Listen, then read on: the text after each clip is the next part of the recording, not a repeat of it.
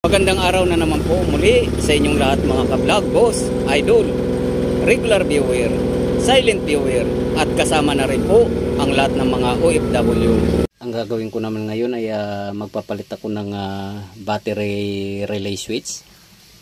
So yung dating battery relay switch dito ay nasira na.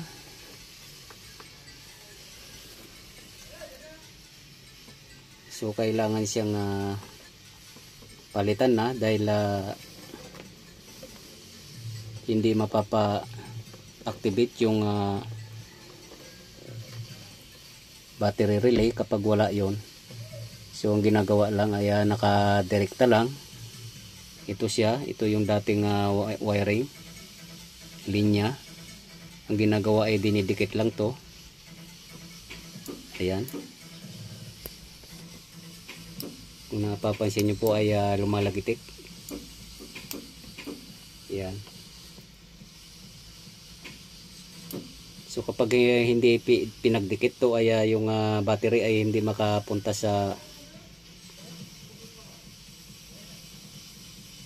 body ground at main power supply, yung positive. Kailangan mag-activate to. Yan. Kasi buong sasakyan ay hindi natin kayang paganahin kapag hindi nag-activate itong battery relay na to. So kailangan siya ng switch. So mayroon akong nakitang switch dito na original, nakalagay dito sa may dashboard. So pwedeng gamitin to. Ito.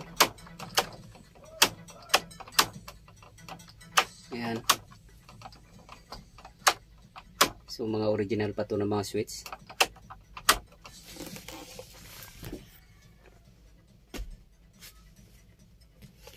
Dahil luma na tong sasakyan na to ay naging spare na yan. So ito na lang yung gagamitin ko. At mayroon na siyang nakalinya dito na wiring.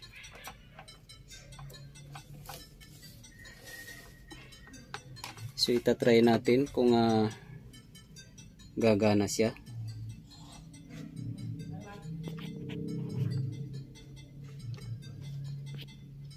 Kasi kapag hindi gumana to, maobliga akong mag-order ng bagong switch.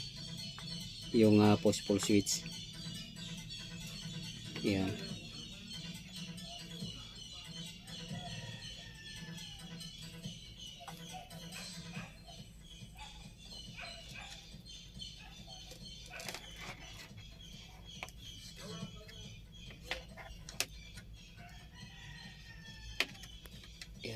Try natin.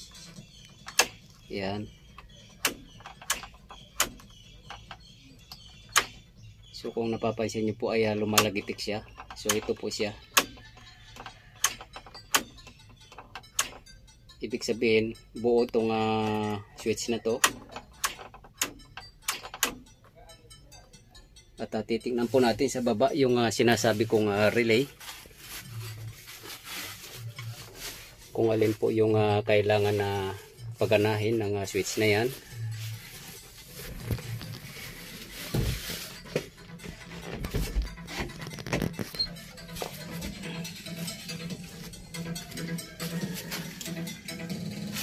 So ito po siya.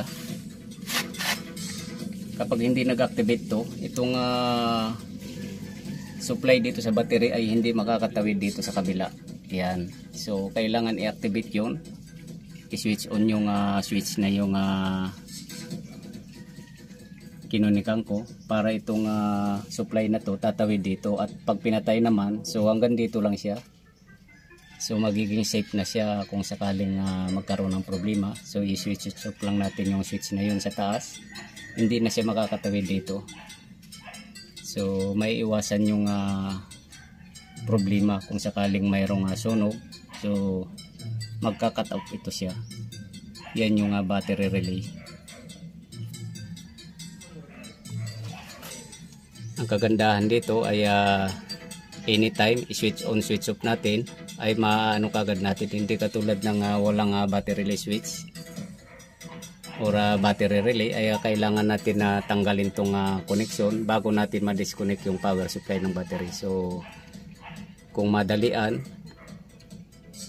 may iwanan na tayo, magkaroon na ng problema, magkakaroon ng sunog. So mahalaga po itong battery relay na to. Yan.